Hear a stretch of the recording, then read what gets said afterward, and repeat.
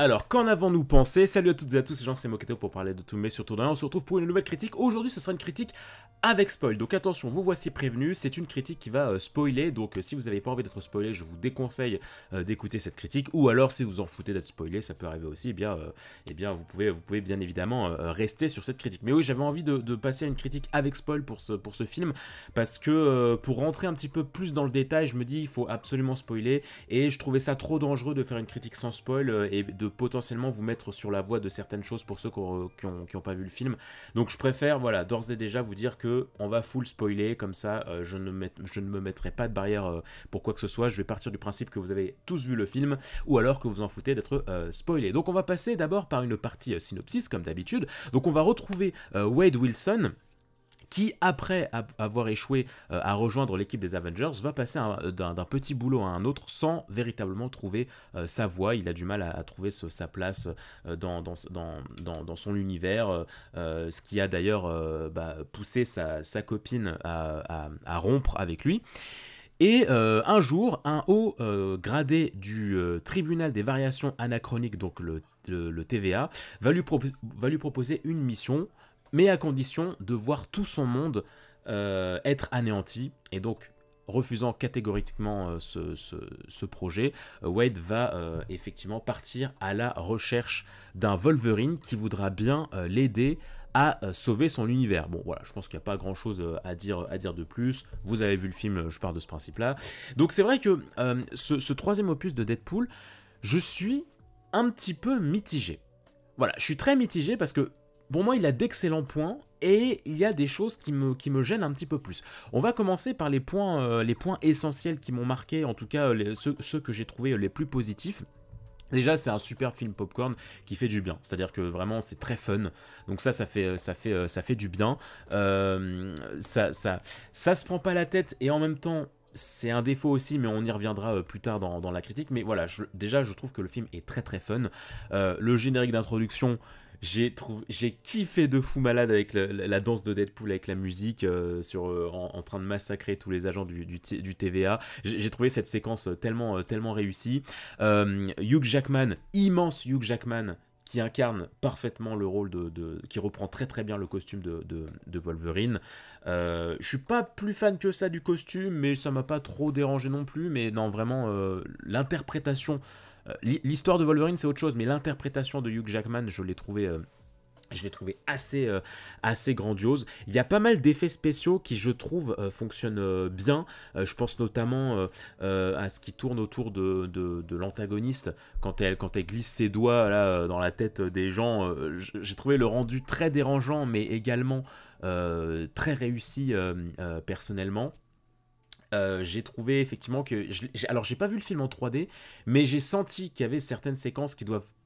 Je pense qu'ils doivent très bien fonctionner en 3D, notamment quand il y a un jet de sabre ou alors une certaine chorégraphie, ou même durant le générique quand tu vois les flaques de sang et puis les titres qui se superposent. Donc, franchement, tu sens que c'est un film qui se veut généreux sur le côté 3D, qui a son sens si tu le regardes en 3D. Donc ça c'est plutôt pas mal. Il y a pas mal de blagues qui fonctionnent vraiment bien. Ce qui est cool, c'est le côté un peu roast américain, c'est-à-dire vraiment traîner quelque chose dans la boue. C'est un peu ce qui se passe avec ce film, parce que ce film c'est vraiment sans arrêt des tacles à Disney. C'est à la fois un hommage à la Fox et à la fois du tacle à Disney. C'est un film qui, pour moi, je l'ai pris comme ça, est un véritable aveu d'échec de la part de Disney, où en mode ils sont là, ouais bon, le multiverse on en a marre, ça fonctionne pas, là le MCU il a besoin d'un vent d'air frais, enfin voilà, il y a pas mal de... Il y a pas mal d'évocations, de moqueries vis-à-vis de Disney que je trouve très appréciable. Ça fait du bien en fait d'enfin avoir un film du MCU qui ne se prend pas plus que pour ce qu'il est, quoi. Parce que vraiment, dans les dernières productions du MCU, c'est fou à quel point même quand Disney essaye de se moquer de lui-même, je trouve les vannes très hautaines. Je pense notamment à She-Hulk ou des choses comme ça.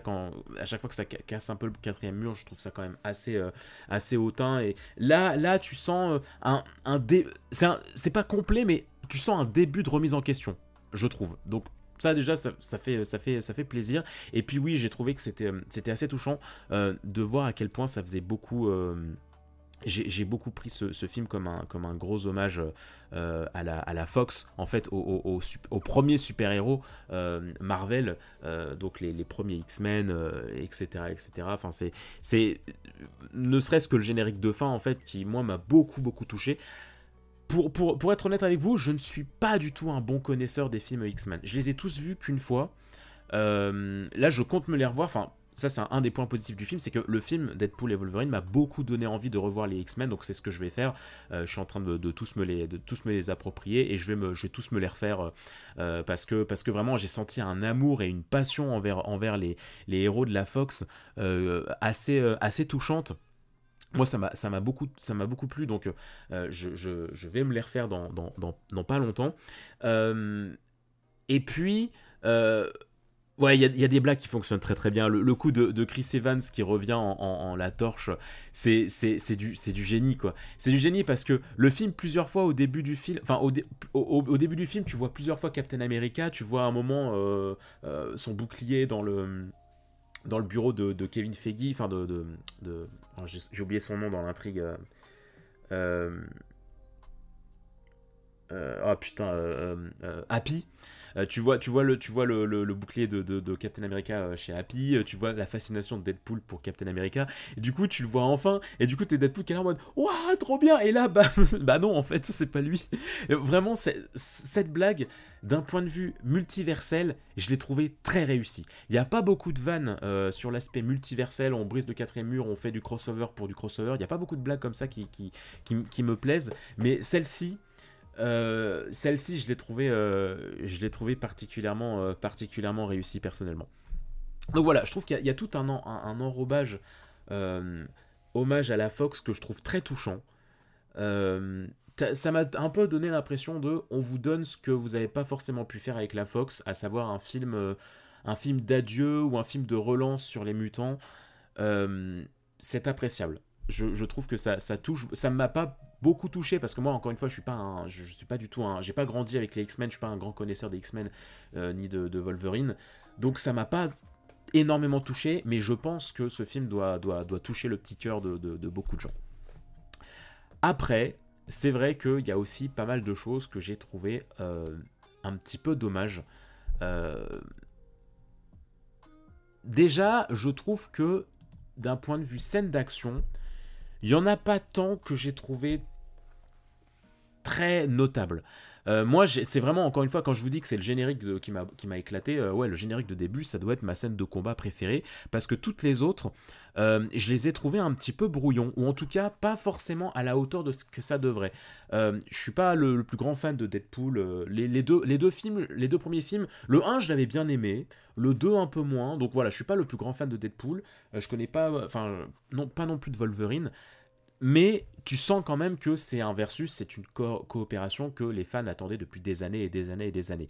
Donc je trouve que leur combat, mais même au-delà de ça, les autres combats du film, je les trouve pas forcément à la hauteur de ce que ça devrait être. D'un point de vue chorégraphie, d'un point de vue réalisation, j'ai pas été plus pris que ça par les scènes d'action personnellement. J'ai trouvé qu'il y avait un peu de fausse violence. Je trouve que là, on nous mettait vraiment du gore pour du gore, mais en mode hey, regardez, ça y est, ne vous en faites pas, on vous met de la violence. C'est pas parce qu'on est Disney qu'on vous met pas de violence, on vous en met pas mal. Mais j'ai trouvé qu'il y avait certains moments qui étaient un petit peu too much. Il y a des phases de gore dans le 1 et le 2 qui m'avaient. Enfin, de gore, on se comprend, hein, mais de violence dans le 1 et le 2 qui m'avait vraiment pas mal dérangé, genre Deadpool à un moment qui se prend la table dans la prison et qui du coup il a le corps incliné à 90 degrés. Tu vois, il y a pas mal de scènes qui m'avaient fait pas mal grincer des dents. Là dans ce film, pas vraiment. C'était assez aseptisé, j'ai trouvé les scènes de violence et d'action. Mais voilà. Mais moi, ce qui m'a le plus gêné, je pense, dans ce film, c'est que c'est quand même un film avec lequel il faut avoir fait ses devoirs pour vraiment comprendre un maximum de choses. Un minimum de choses plutôt.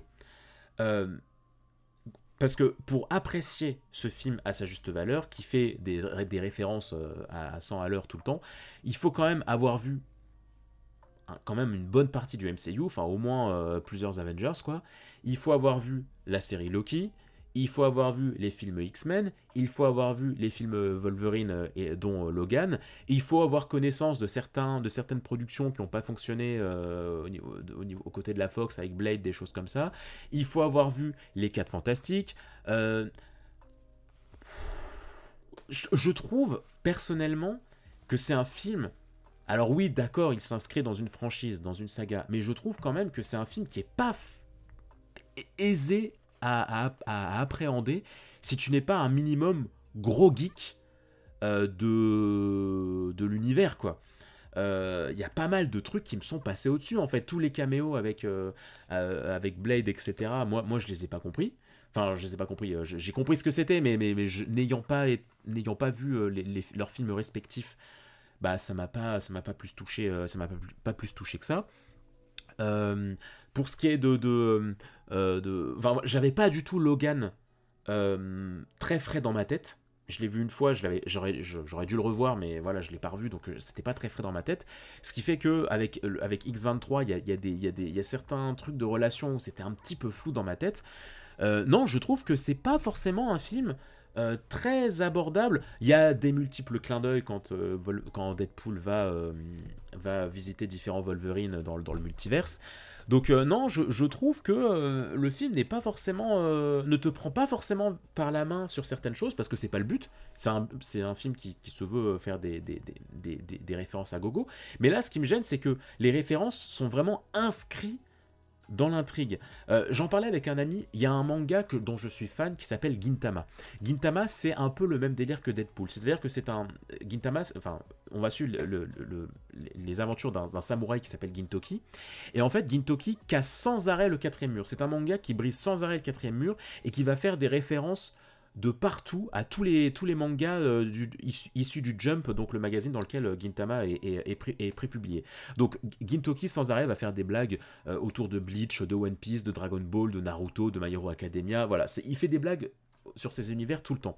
Sauf qu'en fait, il ne fait que citer ces choses-là, ou alors tu vas dans des lieux parodiques de ces mangas-là, mais jamais tu vas voir des interventions des héros. Tu vas jamais voir Goku qui va apparaître, tu vas jamais voir Luffy qui va apparaître, ou des choses comme ça. C'est plein de petits clins d'œil, mais tu restes focus sur l'univers. Là où dans Deadpool, non seulement c'est des clins d'œil à plein d'univers différents, mais en plus, tu vois ces personnages apparaître et qui ont une vraie incidence sur l'intrigue. Donc, si t'as pas les choses bien en tête, c'est compliqué, je trouve, de nouer du lien avec certains personnages. Typiquement, bah, moi, X23 avec Wolverine, j'ai trouvé ça un petit peu timide, leur développement. J'aurais bien aimé plus d'interactions entre Deadpool et X23 ou entre X23 et Wolverine. Au final, j'ai trouvé que c'était assez discret et j'ai trouvé que l'arc narratif avec X23, avec la petite, était un peu... c'est comme ça qu'elle s'appelle, hein, je crois. Hein. Je dis X23, mais je suis même pas sûr à 100% du nom, mais la petite avec les lunettes, quoi, qu'on voit dans Logan. Ouais, j'ai trouvé ça un petit peu timide, leurs interactions personnellement. Mais ouais, voilà, tout ça pour dire que je trouve qu'il faut être quand même assez geek pour comprendre le film. Ce qui n'était pas le cas avec les deux premiers. Moi, c'est ça qui m'a beaucoup perturbé avec ce troisième opus, c'est que les deux premiers films, quand je les ai vus, j'étais pas un grand connaisseur encore des X-Men, j'avais vu très peu de X-Men au moment où ils étaient sortis, et malgré ça, j'arrivais à comprendre en fait le film. J'arrivais à comprendre les enjeux, j'arrivais à comprendre le personnage de Deadpool. Là, mais autant dans les deux premiers films, l'histoire de Deadpool reste au premier plan et les caméos, les clins d'œil, c'est du bonus. Dans ce troisième opus, c'est l'inverse. Personnellement, l'histoire de Deadpool dans ce film, j'en ai eu quasiment rien à carrer. Il n'a pas beaucoup de développement, Wade Wilson. Ses enjeux sont très minimes. L'histoire est très prétexte. J'ai trouvé ça abominable, le fait qu'il se soit séparé pour si peu avec sa copine, alors que c'était l'amour de sa vie dans les deux premiers films. Voilà, je trouve que l'histoire de Deadpool est très très mise en retrait pour mettre le plus possible en avant les clins d'œil et les hommages à la Fox. notamment... Enfin, en fait, ouais, c'est... Moi, c'est ce qui m'a le plus surpris, voilà, c'est vraiment son décalage très important avec les deux premiers opus. J'ai trouvé que vraiment la direction était très très très différente. Euh, et puis voilà, et puis ce qui fait qu'en fait tu ne vas jamais vraiment loin dans les choses, c'est-à-dire que voilà, X23, c'est pas plus développé que ça. La TVA, pardon, pareil, c'est pas hyper développé. Enfin, il t'explique vite fait le concept, mais pareillement, si t'as pas vu la série, bah je trouve que c'est un peu compliqué. En plus, il y a plein de couacs scénaristiques, mais tu sens, effectivement, le film s'en moque. Mais il y en a quand même, c'est-à-dire que le film se déroule après Logan. Typiquement, enfin théoriquement, le film se déroule après Logan, vu qu'il va déterrer Logan et tout, mais factuellement, c'est pas vraiment possible, vu que Logan, ça se passe vraiment dans le futur, au moment où il n'y a plus de mutants, etc. Donc déjà, je me disais, mais c'est bizarre quand même, ça m'a fait un petit peu couac. Le fait que, que Deadpool utilise son gadget, pareil, alors peut-être qu'ils l'ont amélioré, mais il me semble pas, enfin... mais en tout cas, la manière dont dont on nous l'a laissé dans le 2, le gadget que Deadpool a récupéré du gars qui voyage dans le futur, c'est censé être un gadget qui voyage dans le temps, mais pas entre les dimensions. Sauf que là, Deadpool, il s'en sert pour voyager entre les dimensions. Il va dans la Terre 616, ensuite il va voir les Wolverine, etc. etc. Enfin, tu vois, il y a eu pas mal de trucs où tu te dis... Tu sens que les scénaristes se sont assis bien volontairement sur les règles de leur univers. Et c'est ça que j'ai trouvé ça...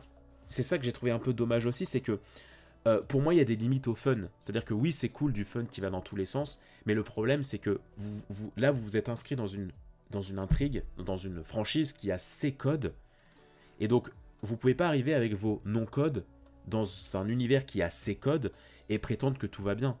Alors, c'est mieux fait que dans No Way Home. Ça aussi, c'est un point positif que j'ai oublié de relever. Ce film, j'aurais aimé que No Way Home ait cette qualité d'écriture, enfin, cette qualité de tendresse-là. C'est-à-dire que dans No Way Home, les caméos, les hommages multiversels ne fonctionnent pas, c'est trop prétexte, c'est mal écrit, c'est mal dosé, l'histoire est pas intéressante.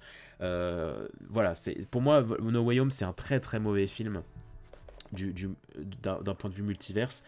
Ce que réussit vraiment mieux ce film-là, je trouve qu'il y a beaucoup plus, il y a plus d'amour pour les mutants là que d'amour pour les Spidey dans No Way Home. Euh, donc, euh, donc voilà, mais il n'empêche que j'ai trouvé ça dommage parce que tu te dis mais en fait tout est possible quoi, il y a pas de, il y a pas de limite quoi. Et c'est vraiment le concept du film quoi, c'est qu'il n'y a pas de, tout est prétexte à blague et on s'en fout que ça puisse fonctionner ou pas, on le fait et c'est tout. J'ai trouvé l'antagoniste aussi qui manquait un petit peu de consistance. Je parle de la sœur de Charles, du professeur Xavier. Ouais, je l'ai trouvé dommage. Je l'ai trouvé très très très convaincante dans son jeu. Vraiment, elle m'a assez subjugué dans son jeu. Elle est très très badass, ça fonctionne très bien. Mais par contre, d'un point de vue objectif, d'un point de vue histoire, bon, bah en fait, elle veut juste annihiler toutes les dimensions pour que la sienne soit la seule. Bon, ce qui est pas très, original. J'ai trouvé que le concept du vortex aussi, un peu pompeux, un petit peu repris de Thor Ragnarok. Au début du film dans Ragnarok, Thor il est envoyé dans une sorte de poubelle de la galaxie. J'ai eu exactement le même feeling pour ce lieu-là. Donc j'ai trouvé ça un peu, un peu dommage. Mais bon, à la limite, c'est pas non plus un scandale. Euh, Tout ça pour dire que... Ouais, je suis un peu mitigé. Parce que pour moi, quand il y a aussi peu de code, ça devient un peu trop le bazar. Et quand ça devient un peu trop le bazar à ce point-là, bah, j'ai du mal à m'investir personnellement. Et surtout, je trouve que c'est un film qui dépend beaucoup de son époque. C'est-à-dire que, encore une fois, ce qui est très drôle dans ce film, c'est cette espèce d'aveu que Disney va pas très bien.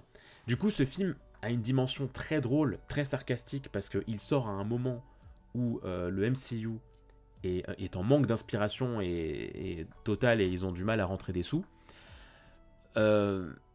Donc je trouve que c'est un film qui s'inscrit bien dans notre époque actuelle, mais je sais pas s'il vieillira bien, tu vois. Là où les deux premiers, bon bah tu t'en fous un petit peu de quand tu les regardes, là ce film, bah voilà, il s'appuie quand même beaucoup sur le concept, sur le contexte cinématographique de maintenant, sur le contexte de la Fox, du MCU. Euh, il y a quand même, aussi un côté. Putain, on se prend pas pour de la merde, quoi. Il y a cette vanne qui me fait beaucoup rire avec bah, t'inquiète, Wolverine, de toute façon, maintenant qu'ils t'ont récupéré, Disney, tu vas tourner jusqu'à tes 90 ans. Et ça, pareil, c'est très drôle, parce que c'est très vrai, mais du coup, c'est quand même un peu horrible, quoi, comme constat, quand que Disney te dise ça droit dans les yeux. Ah bah, on l'a récupéré, donc ça y est, on va l'exploiter à fond, hein, vous en faites pas, hein. Je trouve ça un peu horrible, tout comme le logo de la Fox qui est démoli dans le vortex. Tu te dis, oui, c'est beau comme hommage, mais à la Fox, mais en même temps, si on en est là, c'est parce que Disney, vous avez vous-même racheté la Fox, et donc vous avez vous-même porté un coup de grâce à la saga des mutants. Si on en est là dans cette grande nostalgie que vous nous proposez, oui, ça fait plaisir, mais d'un autre côté, vous êtes à la fois, vous êtes le bourreau, enfin, c'est vous le bourreau dans cette histoire, quoi. Donc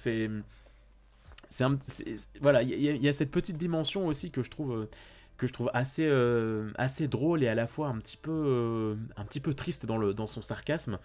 Parce que clairement, ce film, c'est un film qui te raconte une histoire de studio, quoi. Enfin, c'est littéralement, enfin, c'est un film, alors je vous apprends rien, oui, ok, c'est un film qui casse le quatrième mur, mais littéralement, c'est-à-dire que la diégèse, l'histoire même de ce film, c'est il faut qu'on aille dans la poubelle des héros, ressortir les personnages de la Fox qui ont existé, pour un petit peu essayer de faire maintenir le MCU, quoi.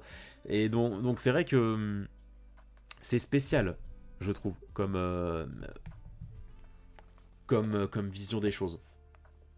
Et puis ce que j'ai trouvé aussi à la fois bien et à la fois dommage, c'est le fait que ce film, bon bah, il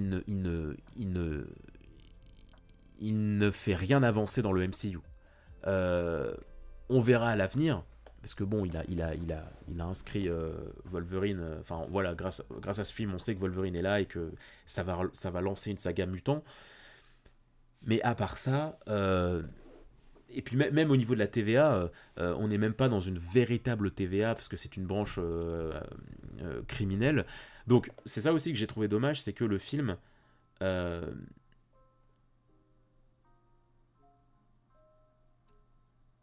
le film, comment dire, ne fait rien avancer dans le MCU. Ça fait très film filler. Et en même temps, c'est ce qu'il fallait, je pense, parce que c'est bien quand les films sont dans leur délire comme ça. Mais d'un autre côté, bah c'est drôle ce double discours de ah ouais, votre arc du multivers c'est de la merde. Mais d'un autre côté, nous on fait un peu pareil, mais on est à part, donc ça compte pas. Ouais, c'est un peu un discours que je trouve un peu étrange personnellement. Mais bon, à voir par la suite comment comment ils vont s'en dépêtrer. Mais clairement, là où il y avait beaucoup d'attentes qui reposaient sur ce film, on s'attendait à 10 milliards de caméos et à pas mal de... Et on s'attendait à un film qui allait redistribuer les cartes du Marvel Cinematic Universe. Au final, non. Au final, non, ça fait vraiment un énième... En fait, ça fait un énième film filler, mais bien fait. Moi, c'est vrai que moi, c'est ça qui me saoule avec le MCU actuellement, c'est que toutes les séries et tous les films, t'as l'impression que c'est du filler, quoi. Tellement ça avance dans leur coin, mais il y a rien qui se rejoint. Ça fait vraiment filler, mais ça se prend au sérieux et c'est censé raconter quelque chose. Et c'est pas des bons films. Alors que là, c'est filler, mais ça reste quand même un bon divertissement et ça se prend pas pour je sais pas quoi. Ça sert avant tout, à mon sens, à faire du bien aux fans des X-Men, enfin de l'ère Wolverine, de l'ère des X-Men. Voilà ce que j'avais envie de vous partager, ce que j'avais à dire sur Deadpool et Wolverine. Donc voilà, je pense encore une fois que mon manque de possible intérêt est sans doute vient sans doute du fait que je ne sois pas le plus grand fan des X-Men, je ne suis pas le plus grand connaisseur des films des X-Men. Comme je le disais, ce film m'a grandement donné envie de les revoir. Je vais les regarder chronologiquement. Donc déjà, ça c'est une belle victoire, j'ai envie de te dire. Mais voilà, peut-être que effectivement, si t'es un grand fan si t'as grandi avec Wolverine, avec Hugh Jackman, etc., sans doute que ce film te touchera beaucoup plus que moi qui suis au final un bon connaisseur du MCU, mais pas un très bon connaisseur des films X-Men. Et là, clairement, c'est un film qui va beaucoup plus du côté de la Fox que du côté de Disney.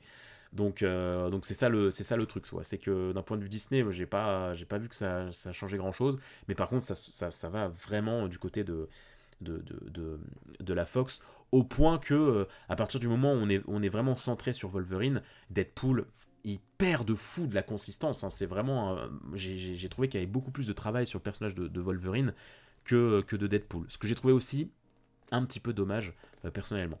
Enfin bref, voilà ce que j'avais à vous dire sur Deadpool et Wolverine. J'espère que ma critique vous aura plu. N'hésitez pas à mettre un petit pouce en l'air, allez visiter les différents contenus de la chaîne, et puis en attendant, je vous dis à très vite pour de prochains contenus sur la Moquette TV. On n'hésite pas à mettre le petit pouce en l'air et à s'abonner, et on se dit à très vite. Prenez soin de vous et des autres les gens. Bye bye.